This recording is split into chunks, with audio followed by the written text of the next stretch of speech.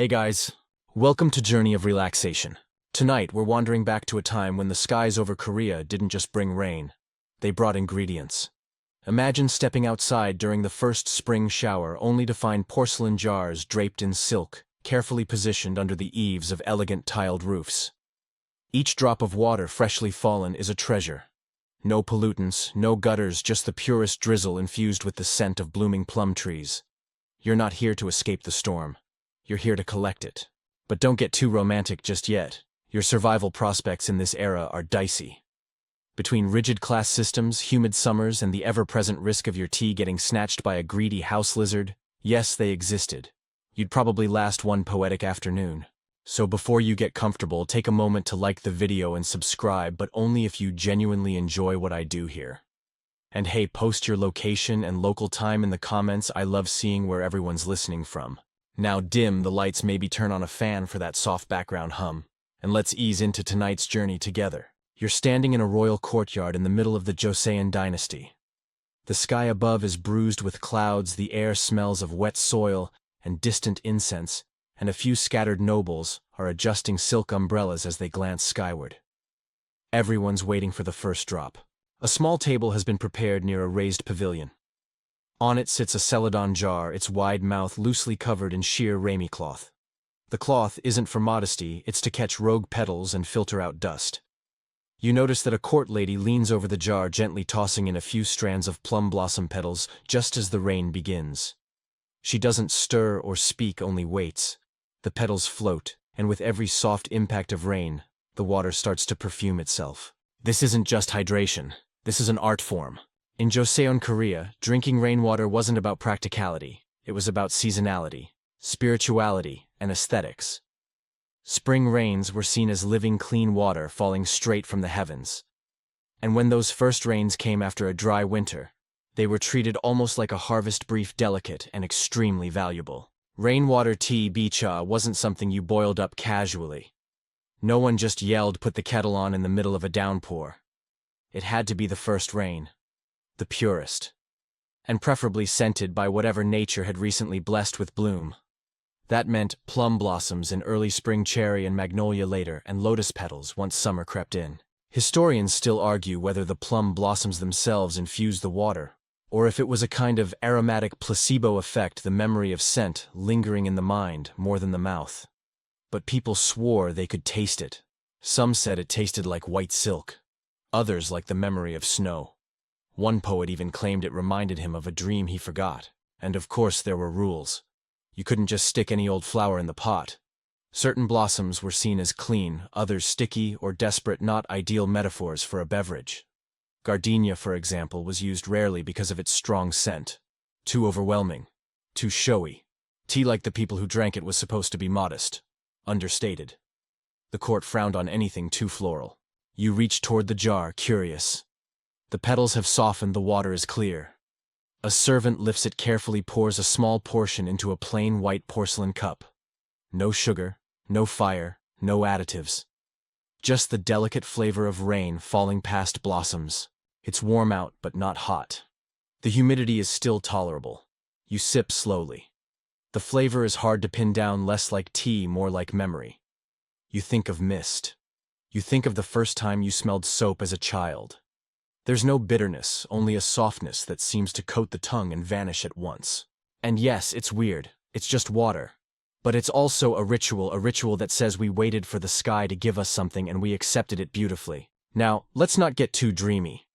You glance up and suddenly a lizard is peering down from a roof tile, eyeing the jar. These guys were common around the rooftops of hanok houses, and if left unattended, one could easily take a tiny swim in your precious tea. There are even poems joking about reptilian blessings in spring jars.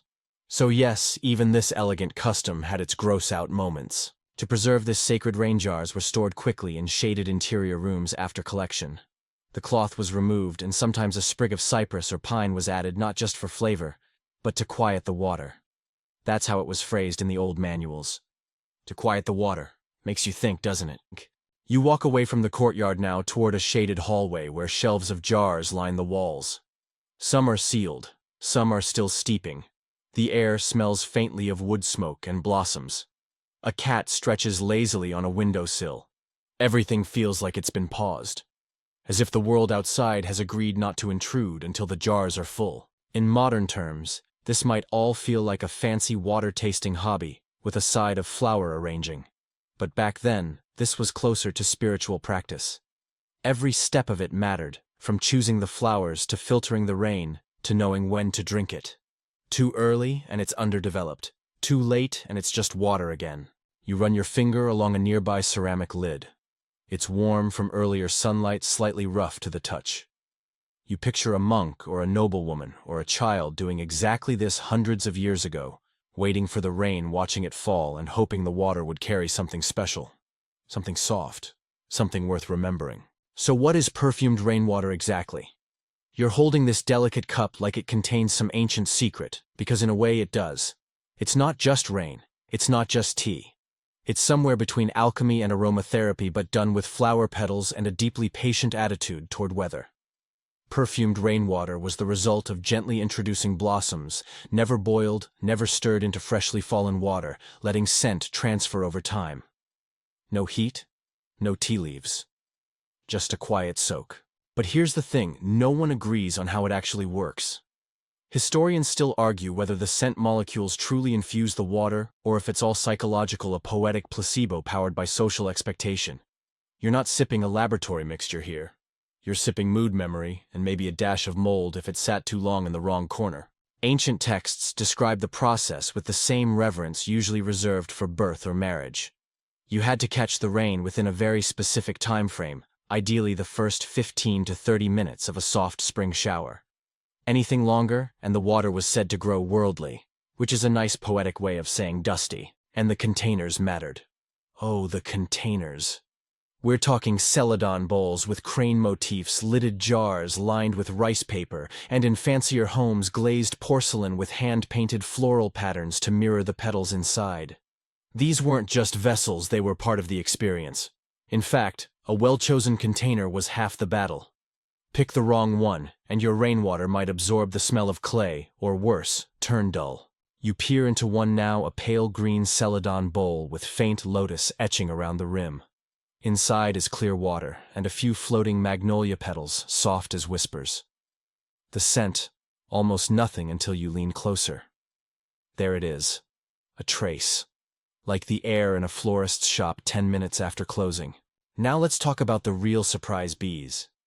Yes, you might be picturing this serene moment, blossoms wafting atop sacred water, everyone sighing like they're in a K-drama. But the truth is, bees and butterflies had opinions.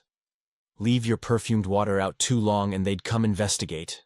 Some records mention little wooden covers or lace cloths being used to keep insects at bay, while others suggest simply staying nearby with a feather fan and giving the air a polite shoo.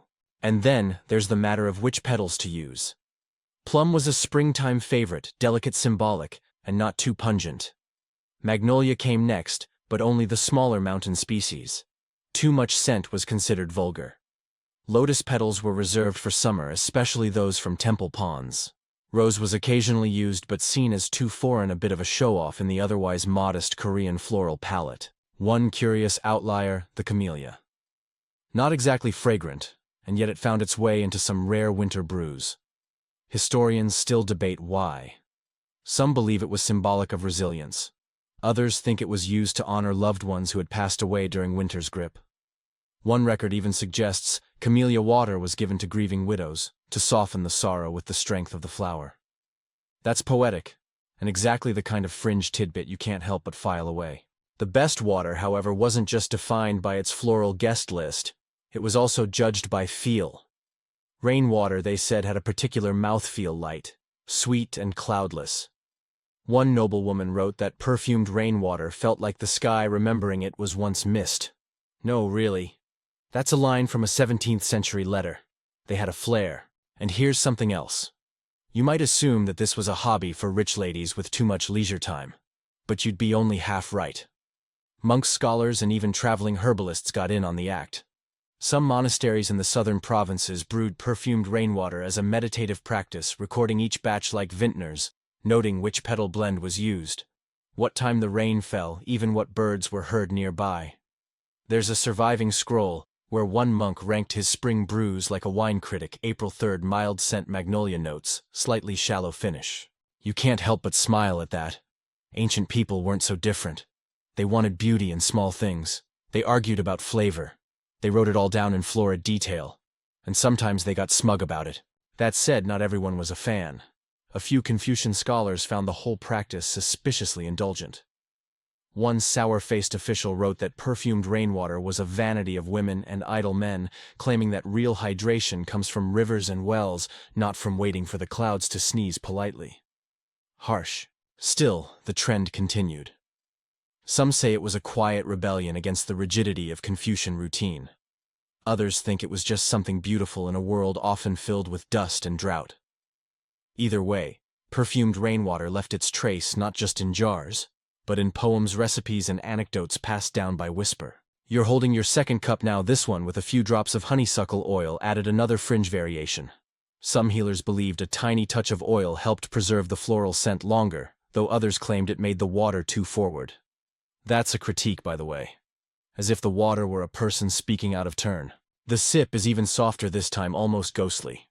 You lean back and for a moment all you hear is the gentle knock of raindrops on tiled roofs and the quiet breathing of the past. You wake to the soft rustling of silk. Not your own. Someone's already been up for hours. You peek through a lattice window and spot her, a court lady wrapped in pale lavender robes, her hair tied back with the precision of someone who's tied the same knot 1,000 times. She's just outside the palace's eastern pavilion, standing under a hanging frame of early plum blossoms, already holding her jar before the rain has even begun. You watch as she tilts her head skyward, not impatiently, but like she's listening. Rain doesn't announce itself with fanfare in Joseon, Korea. It arrives slowly, shyly, like a polite visitor. And she knows exactly when it's coming. Her eyes track a subtle shift in the wind. She adjusts her sleeves. This woman is not just preparing tea. She is performing something ancient and practiced, coaxing perfume from the sky. Her name is Lady Min, and though she doesn't appear in any official royal record, you'll hear her name whispered in tea circles, written between the lines of household manuals and floral brewing scrolls. She's one of many nameless specialists, caretakers of seasonal rituals whose fingerprints live in the tea but not in the history books. And today, you're walking in her slippers. Lady Min doesn't brew with urgency. She moves like time has nothing better to do than follow her lead. First, she places a silken cloth over the wide mouth of a glazed white porcelain jar. Then she positions a bamboo fan just in case the wind grows frisky. Her assistants scatter small trays of sliced yuzu and candied lotus root nearby. No one eats yet, but snacks belong near Rainwater, just in case the moment calls for a tasting. She doesn't touch the blossoms yet. She lets them watch. Now here's where things get interesting. Perfumed rainwater wasn't simply about petals and droplets. It was also deeply seasonal. Your brew had to match the climate, the mood, even your recent dreams. Lady Min once refused to make any floral blend for an entire month because the moon has been unkind lately. Historians still argue whether this was poetic instinct or pure diva logic. Either way, no one questioned her. When the first drops fall, they do so silently. No drama, just a light tapping across the courtyard tiles. She extends the jar forward. Not a splash, not a spill. Each drop lands like it knows exactly what it's doing. Plum blossoms, meanwhile, begin to loosen their grip. A few petals drift into the jar of their own accord. No force, no plucking. Lady Min believes the most fragrant blossoms are the ones that volunteer. You notice her breathe in just once before stepping back. The rest is patience. You wait. Now behind the scenes, things aren't all serenity and poetry. Court ladies like Min worked under intense pressure.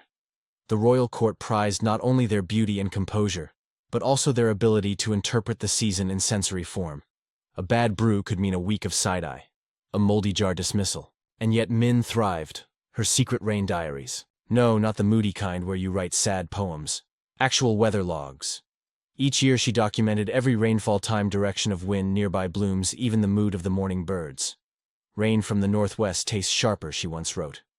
Rain after an argument tastes dull. Is it superstition? Is it science? Who knows? But every brew had a backstory and Min recorded it all. These logs weren't official. They weren't archived. And yet fragments of her method show up centuries later in preserved temple notes and regional tea guides. Her legacy dripped quite literally into the cups of time. Now picture this after collecting the water. Min returns indoor steps barefoot across polished wood floors and enters the flower room, a small, quiet chamber where blossoms are sorted by freshness, scent, and season. Each flower has its own bamboo tray. Some are cut that morning, others aged for exactly 1 day, slightly wilted, their aroma deepened. She pinches a few petals between her fingers, not to bruise them, but to test their softness. Then with quiet ceremony she adds the chosen petals to the rainwater one by one. She never stirs. The water must learn the flower's name on its own. You'd think this would take 10 minutes. It takes an hour, maybe more. There's tea involved, yes, but no boiling, no steam, no clinking metal. Just time and patience. You're almost embarrassed by your own fast-paced life. Once infused, the jar is corked with a wooden lid wrapped in rice paper, then sealed with a silk ribbon. It rests in the shade for the rest of the afternoon, absorbing scent, while the rain continues to fall outside. One of the junior attendants approaches Min. She whispers, "His Highness is requesting a jar for tonight's poetry gathering." Min doesn't answer. She simply raises a brow and gestures toward a smaller jar, one infused with early azalea. Not her best, but good enough for someone who only pretends to notice the taste. Here's your quirky tidbit for the day. It was believed that sharing rain-perfumed tea could foster emotional intimacy. Not necessarily romance, though, that happened too, but something deeper. If someone handed you a cup brewed from their favorite bloom and favorite rain, they were sharing a version of their soul. This may be why Min always brewed 2 jars, one for the court and one for herself. Guess which one got the plum blossoms? You sit now beside her in the flower room, watching her write the day's log on mulberry paper. She notes rain arrived 2 hours late. Wind mild. Blossom temper nervous. She smiles faintly and taps the ink dry. The jar beside her sits quietly, waiting for its turn to be tasted. By now you've probably realized that brewing perfumed rainwater wasn't just about the tea. It was also about timing. Not clock time, mind you, not the set a timer for 5 minutes kind of thing. No. You're working with the clocks of wind and bloom now, and they're famously uncooperative. You stand under a wooden observatory on the palace's outer wall. It's not tall, just enough to give a clear view over the rooftops and cherry trees. A thin paper scroll flutters on a bamboo rod nearby, hand-painted with symbols you don't recognize at first, small inked spirals for wind droplet patterns, for moisture crescents, and flowers for season and spirit. This is a Rainwater's ledger, part meteorology, part poetry. Lady Min would have known how to read it. You, however, are still working on telling east from sort of east. This is where tea makers, monks, and even lonely scholars would go to chase a scent in the wind. Literally. Some believed that different winds, depending on direction and speed, could stir certain trees into bloom. They'd even name the breezes. A sudden chill from the west, that was widow's breath. A warm, sticky one from the south, drunken carp. That last one, for the record, was not great for rainwater. Too heavy, too earthy. No one wants their tea smelling like a hungover fish. You look up now and spot a large silk windsock tied to the corner of the roof. It dances lazily, half-hearted. Not a good omen. Wind needs purpose to make perfume. But the real charm here isn't the instruments, it's the people watching them. Picture a young scholar recently rejected from government exams climbing this very tower with a notebook, pretending he's studying weather, when really he's hoping to see his secret crush across the palace grounds. Historians still argue whether these observatories were built strictly for weather or were unofficial matchmaking stations for the literati class. Some diaries suggest both. One frustrated matchmaker wrote, "He comes to watch the rain, but it is always her sleeve he mentions afterward." Now the fringe detail, some households had wind summoning rituals. Yep. Early versions of Korean weather calling included waving ribbons, burning floral incense, and reading lines from the Book of Odes while barefoot on tile floors. You'd think it was superstition, but surprisingly some of these households kept detailed notes on which verses summoned which winds. One record insists that reciting a poem about cranes at dawn encouraged respectful gusts by noon. You lean over the railing. Below, servants are already preparing rain jars. They've positioned them under curved ceramic roof tiles so that water flows smoothly without picking up dirt. Some jars are set near blooming trees, others near trellises woven with vines. Placement was everything. Too close to the ground and the water absorbs mineral scent. Too far from blossoms and it stays bland. You'd think they were arranging guests for a royal banquet. You notice a plum tree swaying nearby, petals shedding like lazy confetti. A breeze carries them toward a shallow bowl filled with rainwater collected earlier that morning. A perfect moment, but only if the timing's right. Because here's the part that's both beautiful and infuriating: the entire process of brewing perfumed rainwater hinges on maybe 10 minutes of perfect conditions. 10 minutes. Too early and the blossoms are bashful. Too late and the water grows listless. This is why seasoned tea brewers like Min track the bloom clock, an imaginary schedule based not on actual time but on the personality of each flower. Plum was said to wake early but shy away fast. Magnolia preferred late mornings after a little sun. Chrysanthemums moody. Often refused to open fully unless the day had a certain silence about it. You climb down from the observatory, stepping carefully on the worn wooden stairs. Rain is starting now, a light drizzle. Below, the jars are uncovered in unison, as though the courtyard itself were breathing in. It's a choreography of patience. You walk through the inner gardens and pass by a covered walkway where monks once practiced flower listening. That's not a metaphor. They literally claimed to hear when certain blossoms were ready for infusion. A barely audible pop of a petal loosening. The sound of floral oils warming in the breeze. You chuckle, but then again you once thought listening to vinyl was just hipster nonsense, and look how that turned out. One aged monk back in the 1600s swore he could hear the scent of early spring jasmine by kneeling beside the temple's water catchment. He even trained 2 apprentices in the art. Did it work? Well, no scrolls say otherwise. And to this day, tea brewers in the southern provinces still sit in gardens in absolute silence before picking petals. Coincidence? Here comes your sensory moment. You're offered a cup of rainwater collected just 10 minutes ago, this time infused with magnolia and a single citrus blossom. You sip. It's so faint you almost miss it. But then there it is, a breath of something like linen, like yellow sunlight on white walls. Something warm and brief. You take another sip, slower this time. There's no bitterness. Just grace. You sit under a red lacquered awning now, watching the wind carry stray petals toward the open mouths of half-hidden jars. Someone behind you hums an old tune. The breeze picks it up, then lets it go. In a few hours the rain will pass. The jars will be sealed. The water will wait. But for now, time belongs to the petals, the jars, and the wind that decided to show up. You're back in the palace courtyard this time, drawn by a trail of scent, soft, earthy, just sweet enough to make you pause. Something's brewing, but there's no kettle, no steam. Just an open jar beneath a blossoming tree, and the unmistakable smell of plum blossoms flirting with fresh rainwater.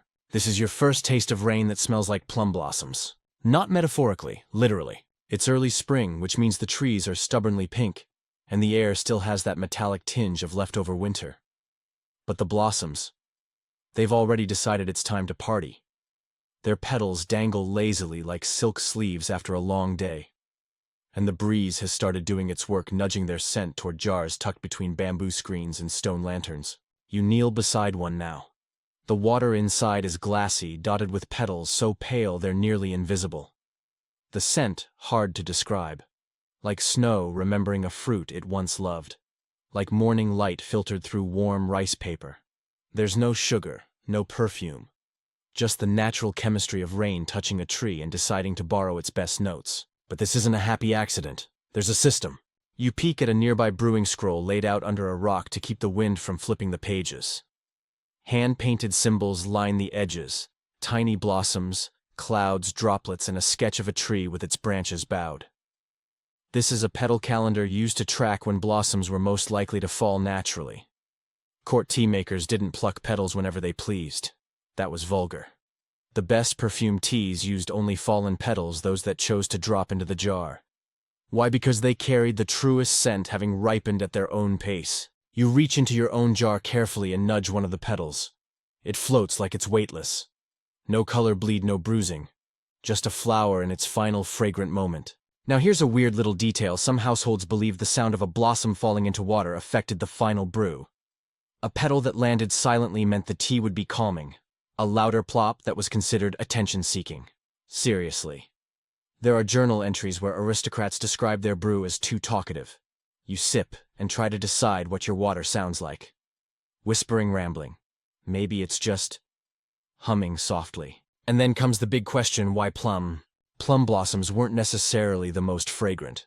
In fact, some varieties have almost no scent. But they were symbolic, deeply so. Blooming in late winter, they represented resilience, purity, and quiet strength. People said drinking water perfumed by plum blossoms was like absorbing those virtues. And honestly, who doesn't want to sip a little strength with their elegance? It's not just about symbolism, though. From a practical standpoint, plum blossoms produced a subtly floral note without overpowering the water. Think of it like adding a dash of character to something that's already clean. No chaos, just grace. Historians still argue whether plum was chosen for its availability or its prestige. But given how prized these brews were, you get the sense it was both. You wander now into a nearby garden tucked behind one of the lesser halls. There's a small pool fed by a trickle of roof runoff gently filtered through pebbles lined with mossy stones. Several bowls sit nearby, half covered with mesh cloth. One of them holds a slice of early spring plum petals water, and surprisingly just a hint of sandalwood. It's a fringe variation. The sandalwood isn't steeped.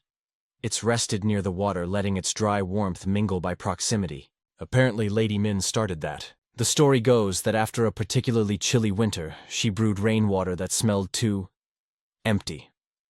So she placed a carved sandalwood ornament beside the jar. Just once. She didn't even let it touch the liquid. But the scent lingered faintly, as if whispering from the background. From then on, she would add shadow fragrances, scents that didn't enter the water, but stood nearby as if to supervise. One monk later called it infusing tea with mood. You sit by one of these jars, now legs tucked neatly under, and try to smell the difference. Sure enough, there's something more here. Not in the tea, but around it. Like the memory of someone who left the room only moments ago. Your host offers you a sip. You accept. This brew is lighter than the last. So soft it almost escapes your notice.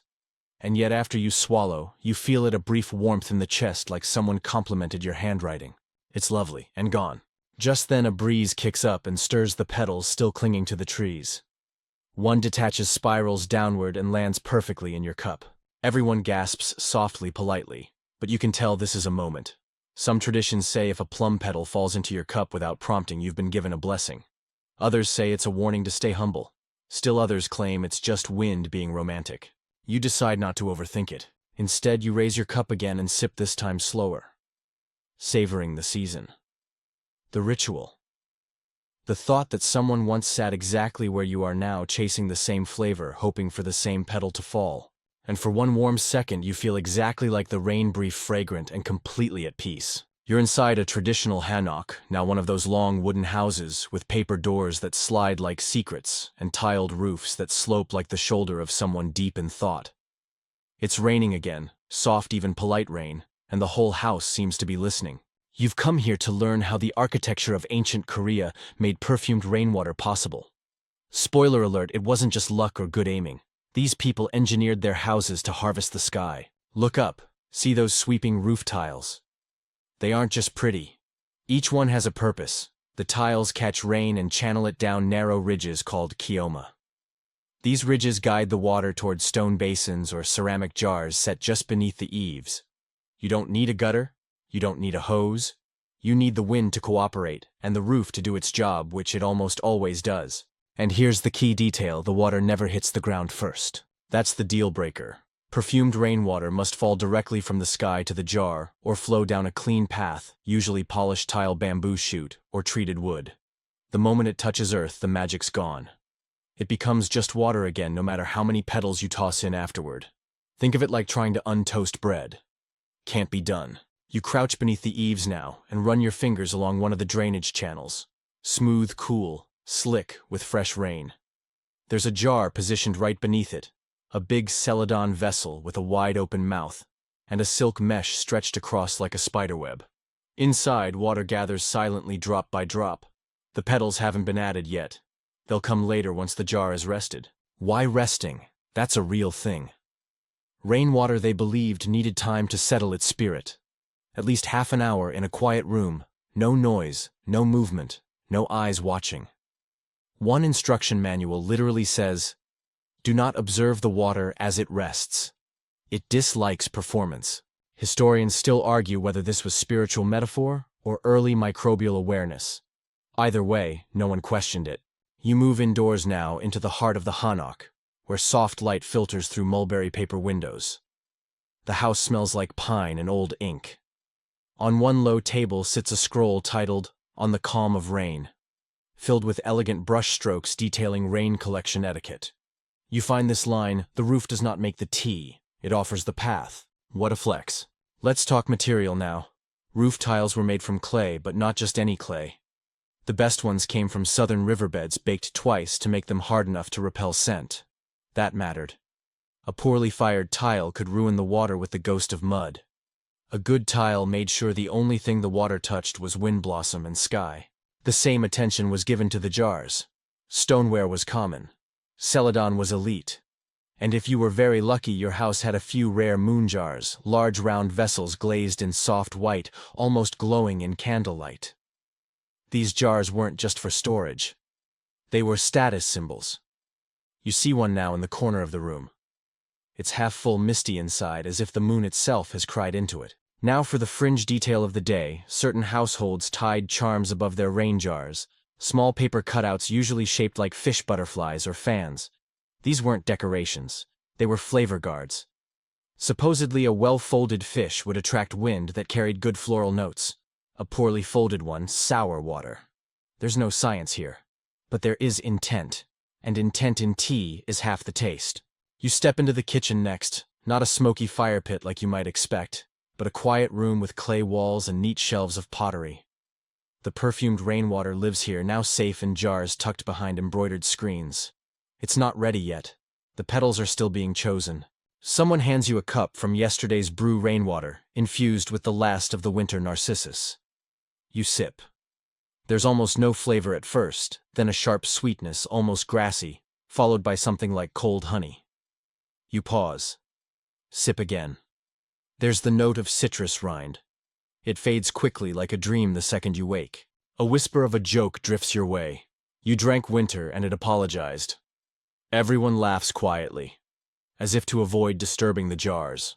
Now here's something strange. During major ceremonies, jars of perfumed rainwater were sometimes placed in the corners of a room, not to be drunk, but to balance the air. A kind of living aromatherapy. Records mention how certain blends like lotus and bamboo leaf softened the tension between strangers. Were these primitive diffusers elegant placebos? A few scholars say this was early feng shui. Others argue it was nothing more than polite superstition. But the jars worked. People calmed down, poetry improved, and nobody dared question a tea lady with a sharp tongue. You finish your cup and head back outside. The rain's eased now, just a few stray drops. The last trickles fall from the roof tiles like punctuation at the end of a well-written sentence. You look at the jar beneath the eaves again. It's full now, still, waiting for its flowers. And the roof, quiet, unbothered. Just another day guiding the sky into something worth sipping. You hear it before you see it, a gentle tapping, not of rain this time, but of brushes on paper and teacups meeting stone trays. It's monsoon season, and you're inside a countryside pavilion tucked into the side of a hill high enough to escape the flooding, but low enough to catch the wind. The entire building hums like a sleeping cat. Outside, the rain isn't gentle, it's a cascade. Thick, heavy drops that batter the tiled roofs and splash off the lotus ponds. You think there's no way this water could be usable.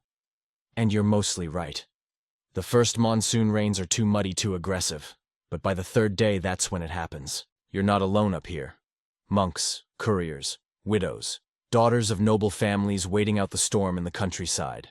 Everyone's weathered in, and tea becomes the common language. Monsoon tea, sometimes called udunbi cha or weary rain tea, wasn't as delicate as spring's perfumed offerings. It had a mood, a brooding, thoughtful weight to it. You can feel it even now as a young scholar named Zhang leans over a cup and quietly hums a poem about drowned flowers and missed letters. Yes, letters. This season, more than any other, turned rainwater tea into a medium of communication. When the rivers swelled and travel slowed, people sent jars instead of scrolls, sometimes sealed with wax, sometimes with string, but always bearing a message. The floral blend said more than words ever could. Plum and chrysanthemum, I hope you're healing. Magnolia and green bamboo leaf. You still linger in my thoughts. Lotus, only no petals, I am grieving, but not alone. You sit beside a woman now, an older noblewoman, her hair streaked with silver fingers stained from ink. She's writing on thin mulberry paper, with water from a rain jar steeped in gardenia. She'll fold this note into a tiny triangle, and seal it inside the lid of a tea vessel. Tomorrow, if the roads are clear, it will travel to her niece in the capital, no message written aloud, only implied by the scent of the water and the flower chosen. Here's your quirky tidbit: a popular prank during the late Joseon era involved swapping flower blends to confuse the recipient. One boy sent his sweetheart a jar with garlic chives soaked in the rainwater, just enough to sour the scent and prompt a scandalized laugh. Her reply: a single drop of citron oil on rice paper folded into a note that said, "This is how you smell after running." Courtship 1600s edition. You're handed your own jar, now lightly sealed, and still warm from the hands that carried it. Inside is monsoon rainwater collected yesterday morning and steeped overnight with one dried lotus petal and a sliver of sandalwood bark. You open the lid. The scent is nostalgic. Not exactly floral. More like old letters, clean laundry, and soft apologies. You sip. It's deeper than spring rain, like the taste of air after crying. That sounds dramatic, but the monsoon doesn't care about subtlety. This isn't tea you sip while flirting. This is tea you drink when writing things you'll probably never send. The rain outside thickens. Someone unfurls a scroll by the open window, anchoring the ends with flat stones. It's a list of dates, flower types, and wind directions. A storm journal. The monks keep it updated year by year, trying to predict which rains bring which blossoms. You read an entry aloud: July 12th. Rain carried the scent of white peony. Thunder followed by reconciliation. Someone snorts. You assume the reconciliation part didn't happen. Historians still argue whether these storm journals were meteorological tools or poetic indulgences. Probably both. But there's accuracy in them too. Certain storms did consistently bring certain scents. One monk claimed the rain before Daiseo, the major heat season, always brought magnolia scent eastward from the coast. And he was right. Science vibe, a little of both. You lean against a bamboo pillar and feel the structure breathe with the weather. In these homes, the line between inside and outside is more suggestion than rule. The smell of the wet earth, the hiss of rain, the distant croak of frogs, they all become part of the ritual. And the tea, for all its subtlety, isn't pretending to be flavor-forward. It's not trying to impress. It's trying to reflect. You sip again, and it tastes like listening. That same older noblewoman laughs quietly now and nudges a small ceramic box toward you. Inside, tiny cloth-wrapped scrolls, each marked with a flower name and a season. Rain recipes, she says, for monsoon letters. You ask if you're allowed to read them. She shrugs. Rain doesn't ask permission either. One catches your eye: a blend of hydrangea pine smoke and rainwater caught before sunrise. Next to it, the note says, "For when you're missing someone you shouldn't be." You don't ask who she wrote it for. You already know. The tea is cooler now, and the storm shows no signs of stopping. The roof catches the deluge perfectly. The jars are sealed. And the stories, like the rain, keep falling. It's evening now, and you're no longer in a grand palace or a countryside pavilion. You're tucked into a quiet hanok on the edge of a farming village, the kind of place where fireflies still outnumber lanterns, and everyone knows who forgot to bring in their laundry before the rain. This house belongs to the Huang family, rice growers, herbalists, and as it turns out, keepers of one of the oldest surviving rainwater tea traditions in the southern provinces. They don't call it perfumed tea here. That's too fancy. They just call it hua cha, or flower water. But don't be fooled. These people know what they're doing. You're seated on a straw mat beside Grandmother Huang. She's wrapping her tea jars in silk cloths, soft sun-faded things that have probably seen more seasons than you have birthdays. Each cloth has a stitch of embroidery in the corner. A plum. A lotus. A pine needle. They're not decorations, they're flavor markers. This is her filing system. She hands you a warm bowl and says, "Smell first, then ask questions." You obey. It's different from the court brews, richer, deeper, a little wilder. The petals are chrysanthemum dried by hand in the shade and dropped into midsummer rain collected from a flat stone basin outside the house. You take a sip. It's bitter, then sweet. Then it makes your lips tingle like you just told the truth when you weren't supposed to. "This one's for clearing the heart," she says. Also good after arguments. There's a long-standing belief in these rural traditions that perfumed rainwater wasn't just aesthetic, it was medicinal. Not like a prescription, but more like tuning an instrument. Too much heat in the body. Cool it with early magnolia rain. Too much sorrow. Sweeten it with gardenia. Feeling dull and unmotivated, add orange blossom and hope the skies cooperate. You ask if she still follows these remedies. She chuckles and says, "Mostly." Except during the peach blossom week. That's just for gossip and giggles. Now here's the fringe detail of the evening. Some villages held flower water gatherings during key points in the lunar calendar. Not festivals, not religious rituals, just informal get-togethers where women would bring jars of their latest rain blends and share tiny sips, passing bowls back and forth, offering polite nods or open cackles depending on how the brew turned out. These gatherings were part critique session, part matchmaking circle, and part low-stakes therapy. One local tale describes how two rival households once competed in a rainwater brew-off that ended in a surprise elopement. Apparently, one girl brewed with rose and clove, and passed her cup to the wrong cousin who then proposed on the spot. The resulting scandal is still reenacted by middle schoolers every spring. You help grandmother Huang tie the last of the cloths.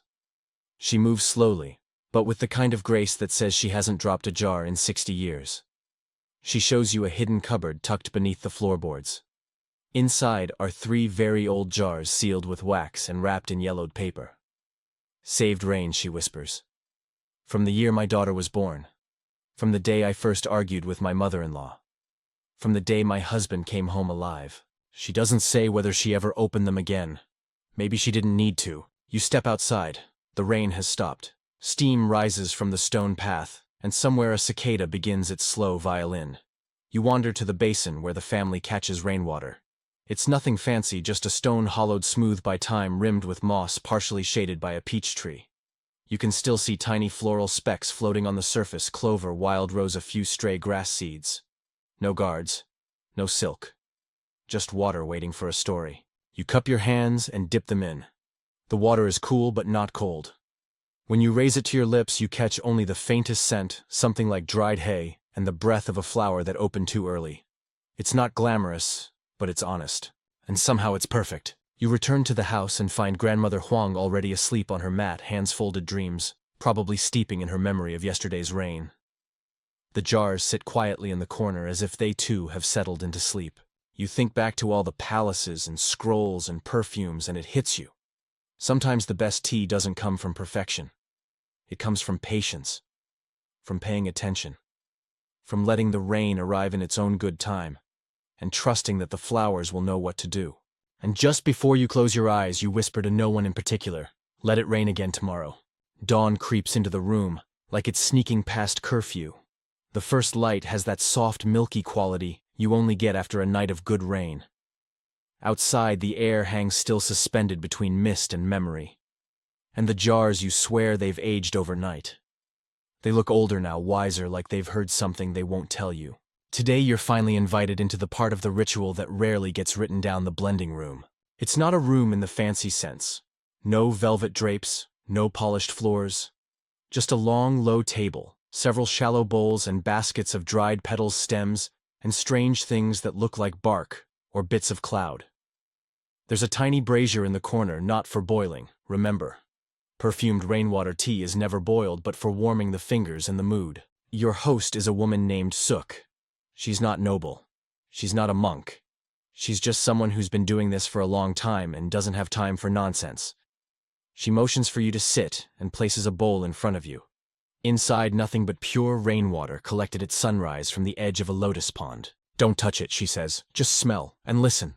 You do as told. It smells watery. You weren't expecting that. You lean in again. There's something beneath it, a faint green echo like a lily pad exhaling. And the sound you didn't notice before, but the rainwater sings in the bowl. Not a melody. Just a presence like silence that knows it's being watched. This, Suk explains, is the first test. You have to read the mood of the water before you blend. Is it open? Is it moody? Does it want to be touched or left alone? You laugh because water doesn't have feelings, right? But she just shrugs. It does if it's been collecting stories all night. The blending begins. Petals are chosen not just for scent, but for what they bring to the table emotionally. Yes, emotionally.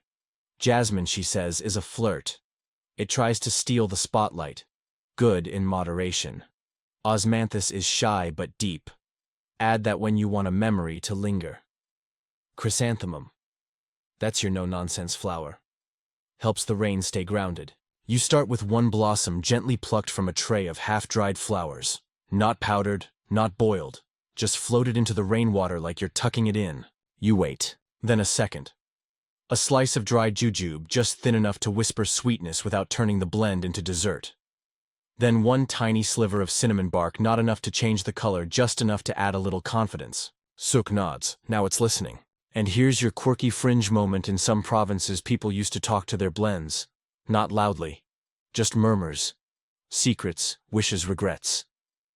The idea was that water taken from the sky might carry those messages back upward. There's even a record of a magistrate who brewed a rose and rain blend every month, whispering the name of a deceased lover before sealing the jar. He never drank it.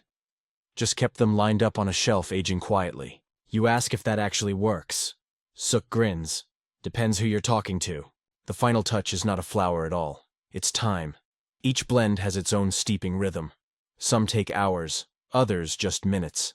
The blend you've made, light jasmine, faint jujube, a breeze of cinnamon, needs exactly 1 hour and 6 minutes according to Suk's nose. How do you know, you ask? She points to a crack in the ceiling. The birds tell me when it's done. Okay. You leave the bowl to rest and walk outside for fresh air. The garden is steaming softly, that dreamy early morning mist rising from every leaf and stone. It's quiet in that way only mornings can be, where the world hasn't quite decided what kind of day it's going to be yet. You sit under a wooden awning and sip a blend that someone else made earlier. Rainwater and honeysuckle with a trace of roasted rice. It tastes like warmth.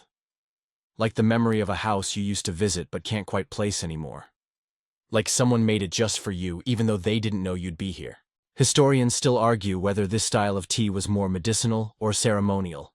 Some say it was a form of herbal therapy. Others say it was emotional care. But the real answer might be simpler. It was how people shared time. You look back toward the blending room. Your bowl still rests where you left it, absorbing the breath of flowers, the patience of the breeze, and perhaps a few of your unspoken thoughts. You'll sip it soon, and maybe it'll taste a little like you. The day has settled into a slow rhythm, and you find yourself walking through a small village marketplace, where the scent of perfumed rainwater mingles with fresh herbs and roasted chestnuts. Vendors display jars of collected rainwater, infused with a kaleidoscope of blossoms, cherry, magnolia, lotus, each promising not just flavor, but a touch of the season's spirit. You pause at a stall where an elderly man carefully demonstrates the art of sealing rainwater jars with rice paper and twine. His hands move with the confidence of decades, tying knots that are both functional and symbolic, each loop a wish, each fold a prayer. You watch as he explains that the seals protect not only the precious liquid inside, but also the intentions of the brewer. Rainwater is delicate, he says, like a secret that wants to be kept safe. Nearby, a group of children laugh as they chase petals falling from a willow tree, their joyful noise punctuating the quiet reverence of the place. The villagers believe that when petals fall freely and mingle with rainwater, it is a sign of good fortune and harmony. These moments are celebrated with simple ceremonies, sharing the first sip of a new brew or gifting a jar to a neighbor in need of comfort. You learn that the marketplace was once a hub for exchanging not just goods, but knowledge.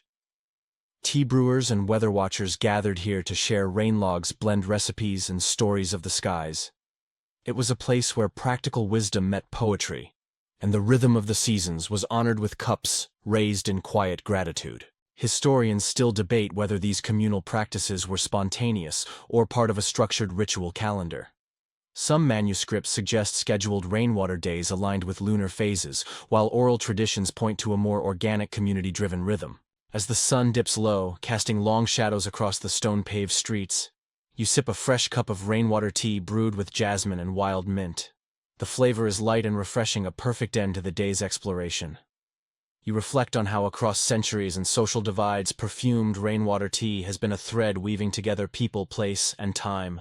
And as twilight deepens, you realize this simple drink is more than just tea. It's a living memory, a quiet celebration of the sky's gifts, and a gentle reminder to slow down and listen. You step into the twilight garden where lanterns cast a soft golden glow, illuminating paths lined with fragrant herbs and blooming trees. It's evening now, and the air carries that subtle chill just before night fully settles in. Somewhere nearby, a kettle whistles quietly, but you're not here for hot tea. You're here to witness the delicate art of serving perfumed rainwater tea at dusk. This moment is sacred. It's the hour when the day's heat cools and the night's mystery begins, a time when the senses sharpen and the spirit breathes. Guests gather around low tables draped in silk, their conversations hushed as they prepare to partake in the ritual. The tea servers move with practiced grace, each gesture precise yet effortless. They lift ceramic jars with reverence, carefully pouring the rainwater infused with seasonal blossoms into delicate porcelain cups. The liquid glistens faintly in the lantern light, a translucent jewel reflecting the flicker of flames. You inhale the scent, a gentle mixture of lotus and pine, with just a hint of fresh rain. It's calming, grounding, and strangely energizing all at once. One of the guests, an elderly scholar with silver hair and bright eyes, recites a poem quietly paying homage to the rain and the blossoms that made the tea possible. His words drift through the air like the petals themselves, creating a bridge between nature and humanity. The tea is sipped slowly, each drop savored as if it holds a secret. The taste is subtle. No bitterness, no rush, just a soft echo of earth and sky mingled in perfect harmony. It's a reminder that beauty often lives in the quiet moments we almost overlook. Now here's a quirky detail. Some tea gatherings featured scent competitions, where guests would try to identify the specific flowers infused in the water without looking. The challenge was not only to name the petals, but also to guess the time of day the water was collected. The winner earned a small token, often a carved wooden fan, or a silk handkerchief embroidered with rain motifs. These competitions could get quite serious, sparking playful rivalries that lasted through the night. Historians still debate whether these gatherings were purely social or had spiritual undertones linked to ancestral worship and seasonal rites. Evidence suggests a bit of both, celebrations that honored the cyclical dance of rain and bloom while fostering community and connection. You sip your cup once more and feel the evening deepen around you. The rainwater tea with its fleeting perfume has transformed a simple moment into something timeless, a quiet conversation between sky and earth, past and present. The next morning dawns cool and clear, the kind of day when you can almost hear the earth sighing in relief after a night of rain. You find yourself wandering through an ancient forest where sunlight filters through leaves like spilled gold. Here the air is thick with the scent of damp wood moss and a hint of wildflowers. This is where many perfumed rainwater teas trace their beginnings, not in palaces or markets, but deep in the wilderness where monks and herbalists sought harmony with nature. You come upon a small clearing surrounded by towering pines and cherry trees. In the center, a stone basin carved centuries ago collects rainwater. Nearby, bundles of dried herbs and blossoms hang from tree branches, slowly releasing their fragrances into the cool air. Monks would spend hours here tending to their gardens and carefully harvesting petals at just the right moment to steep in freshly collected rainwater. They believed this communion with nature infused the water with more than fragrance, it added vitality, balance, and spiritual clarity. You watch as a young novice gently drops a handful of petals, jasmine, pine needles, and wild chrysanthemum into the basin. The water ripples softly, reflecting the overcast sky. He closes his eyes, whispering a silent prayer to the spirits of the forest. Here's a curious detail. Some traditions held that the location where rainwater was collected mattered as much as the petals themselves. Water caught under a pine canopy was said to carry protective qualities. Water from near flowering cherries brought joy.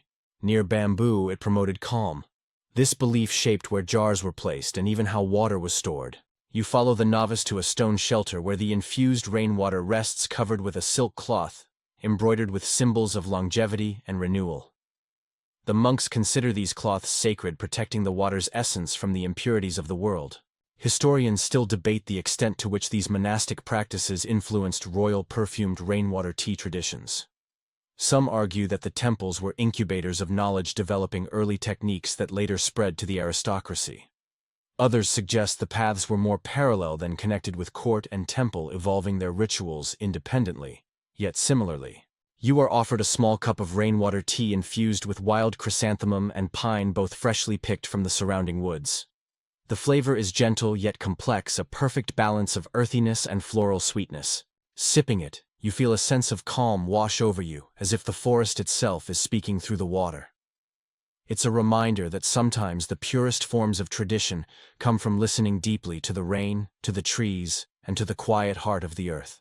The afternoon sun begins to soften, casting long shadows across a tranquil lotus pond nestled within a secluded temple garden. You find yourself drawn to the water's surface, where delicate pink petals float like tiny boats carried by gentle ripples stirred by a mild breeze. This pond is more than a serene sight. It's a living source of rainwater tea tradition. In ancient Korea, lotus ponds weren't just ornamental. They were sacred spaces where rainwater was collected with reverence, the blooms harvested at their peak to infuse with the collected water. The lotus symbolizing purity rising from the mud was a favored bloom for perfumed rainwater tea.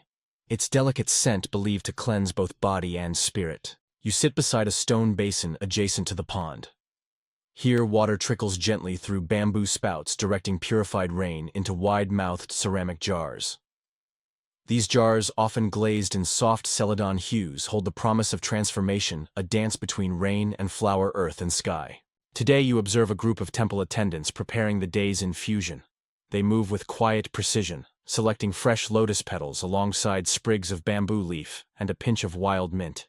The petals are carefully floated into the rainwater, allowed to steep just long enough to capture their essence without overwhelming the subtle balance. A curious note: some temple texts describe the practice of whispering to the water during infusion, a soft chant or song meant to encourage the flowers to release their scent fully. While scholars debate the spiritual versus psychological effects of this ritual, it's clear the practice deepened the reverence held for the tea and its makers. As you take a sip, the taste is ethereal, cool and sweet with a hint of minty freshness. It feels like drinking the quiet morning, a fleeting moment preserved in liquid form. Lotus rainwater tea was often reserved for special ceremonies, weddings, funerals and rites of passage, where its purity and symbolism added weight to the occasion. It wasn't just a drink, but a gesture, a statement of respect for the cycles of life and the blessings of nature. You watch a young attendant place a sealed jar on a low altar, its lid adorned with a paper talisman meant to protect and honor the water's spirit. The scent lingers in the air, a soft echo of rain and flower grounding you in a timeless moment. Historians still debate the degree to which these temple ceremonies influenced broader social customs around perfumed rainwater tea. But one thing is certain: this tradition thrived where nature and nurture met in harmony. As the sun dips below the horizon, you savor the final drops of your cup, feeling connected to generations who found beauty in the simplest gifts of rain and bloom. Night settles softly over a mountain village, where paper lanterns flicker like distant stars, and the air holds the faint aroma of pine and damp earth. You find yourself at the home of a local healer, known for blending perfumed rainwater teas with traditional medicine, a living bridge between the practical and the poetic. Inside, wooden shelves are lined with jars of herbs roots and carefully preserved petals. The healer, a spry woman with knowing eyes, invites you to sit by the hearth as she prepares a special rainwater tea intended to soothe restlessness and promote peaceful sleep. She starts by showing you a jar of rainwater collected during a recent soft rain, infused with lavender and chrysanthemum petals. Both flowers are prized for their calming properties, and when combined with the purity of rainwater, they create a brew believed to ease the mind and body. As she gently stirs the petals, she recounts stories passed down through generations, how ancient Koreans believed that rainwater carried the earth's dreams, and by drinking it infused with certain blossoms, one could share in those dreams, or even shape them. You notice a small wooden box filled with tiny sachets of dried flowers. She explains that these sachets were often placed under pillows, alongside a cup of perfumed rainwater tea, a dual ritual to invite tranquility. A quirky detail emerges: some healers believed that the phase of the moon affected the potency of the tea. Full moon brews were thought to enhance clarity and insight, while new moon infusions encouraged rest and renewal. Although modern scholars debate the scientific basis for this, the tradition continues to influence preparation and timing. You take a slow sip. The taste is delicate but persistent, like a whispered lullaby. The floral notes unfold, gradually mingling with the crispness of the rainwater, creating a soothing melody for your palate. As the night deepens, the healer shares an old proverb: "Drink the rain and your dreams will flow like rivers." You smile, feeling the weight of those words settle gently like a soft breeze through the pines outside. In this quiet mountain home, the ancient art of perfumed rainwater tea becomes more than ritual. It's a balm, a story, and a promise carried from one night to the next. You wake to a soft drizzle tapping against the window pane, the kind of rain that feels like a gentle invitation rather than a storm. The world outside is quiet, wrapped in a silvery mist that blurs the edges of the familiar. It's a perfect morning for one last ritual, a slow, deliberate brew to close the circle of your journey through the ancient Korean art of perfumed rainwater tea. Today you are back in a serene courtyard, where stone lanterns stand sentinel and bamboo sways softly in the breeze. A low table holds a simple array, A celadon jar filled with freshly collected rainwater, delicate petals carefully chosen from the morning's harvest, and a small bowl of smooth river stones warmed by the rising sun. You begin by lifting the jar, feeling its cool weight in your hands. The water inside carries the essence of the rain, the whispers of clouds, the touch of petals, the breath of earth. As you gently float the blossoms on its surface, you remember all the places this tradition has taken you, the palaces, the pavilions, the quiet homes and sacred temples. The flowers chosen today are wild plum blossoms and a single sprig of pine needle, a blend meant to evoke renewal and resilience. You watch as the petals spread like tiny stars across the water's surface, their scent delicate and bright. As the brew steeps, you sit quietly feeling the world slow around you. The soft sound of rain continues a steady rhythm that matches your own breathing. This moment, like the tea itself, is fragile and fleeting, yet profound. Historians still argue whether the perfumed rainwater tea was primarily a luxury or a daily practice for many. Some say it was a rare indulgence reserved for the elite. Others believe it was woven into the fabric of everyday life, connecting people to nature and to each other. Perhaps like the rain itself, the truth falls somewhere in between, refreshing, nourishing, and essential. You lift your cup for a final sip, tasting the soft balance of rain and bloom. It's a flavor that carries memory and hope, a quiet celebration of the sky's gift. And as you set the cup down, you feel a gentle closing, like the last petal drifting on a pond, a breath held, and then released. Now dim, the lights, maybe turn on a fan for that soft background hum, and let's ease into tonight's journey together. The rain slows to a whisper, and with it your breath deepens. The world softens around you, the gentle rustle of leaves, the faint scent of blossoms lingering in the cool night air. Your thoughts grow quiet, folding inward like the petals you've come to know so well. There's a stillness here that isn't empty but full of calm that invites you to rest, to let go of the day's noise and settle into the gentle rhythm of the night. You feel the cool touch of rainwater, the delicate fragrance of flowers, and the steady pulse of the earth beneath you. Close your eyes now, and imagine the sky opening just enough to let a few drops fall softly on your face. Feel the soothing coolness, the promise of renewal. Let the scent of jasmine, lotus, and pine drift through your mind, carrying you toward peaceful dreams. Tonight, as the world turns quietly around you, remember the ancient art of perfumed rainwater tea, a simple gift from sky to earth, from past to present. A reminder that even the smallest things, like a single drop of rain or a fallen petal, hold stories worth savoring. Sleep well, friend.